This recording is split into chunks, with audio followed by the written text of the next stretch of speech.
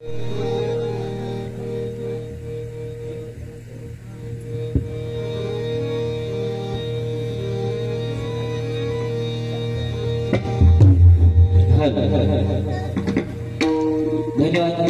तुमच्या टाळ्यांचा प्रतिसाद आमच्या कलावंतांची जाहिरात आहे, त्याच्यामुळे टाळ्या वाजणं गरजेचं आहे. आज महिला मंडळ सुद्धा भजन ऐकायला बसलेले आहे की नाही. पण पहिला काळ वेगळा होता, आता त्यांची मजा. त्यांच्या लाडकी बहीण योजना चालू होती, 1500 3000 त्यांका खाली गाव नाही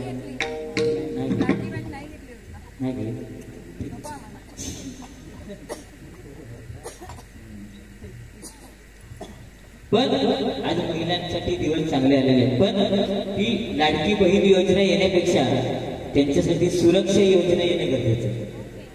बरोबर. आज 4 वर्षाच्या मुलीवरती बलात्कार होतोय, काळ बदलला.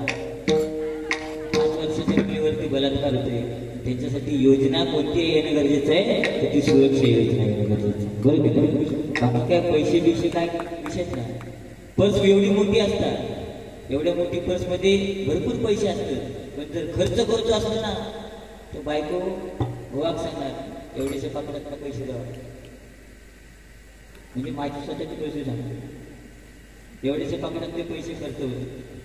ही काळाची सध्याची चाललेली गरज आहे.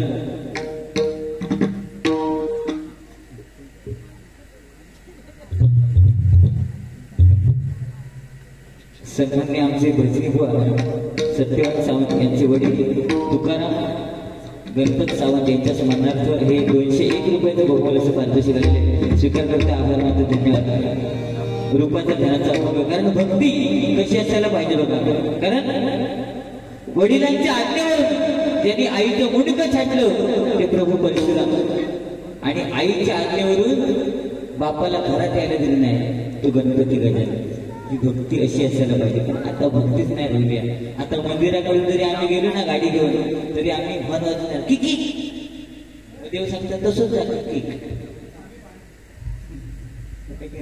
ही भक्ती झालेली आहे. म्हणून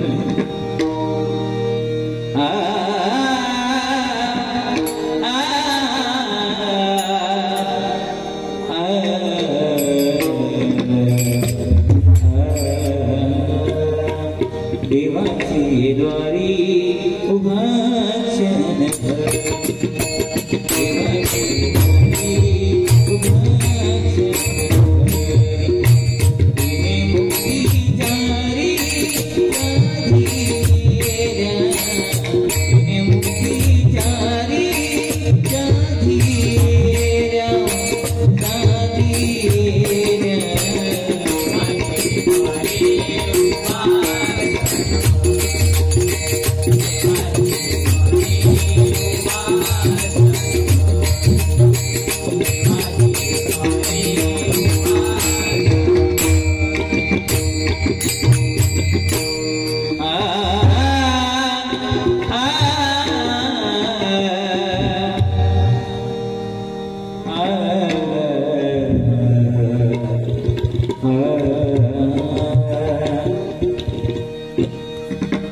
जग से हारा नहीं मैं,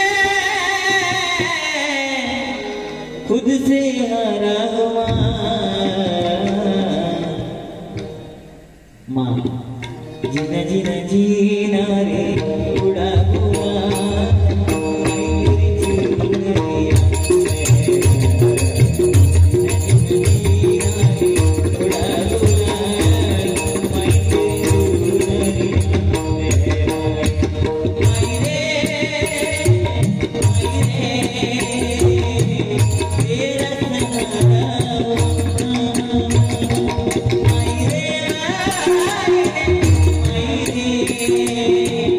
तेरा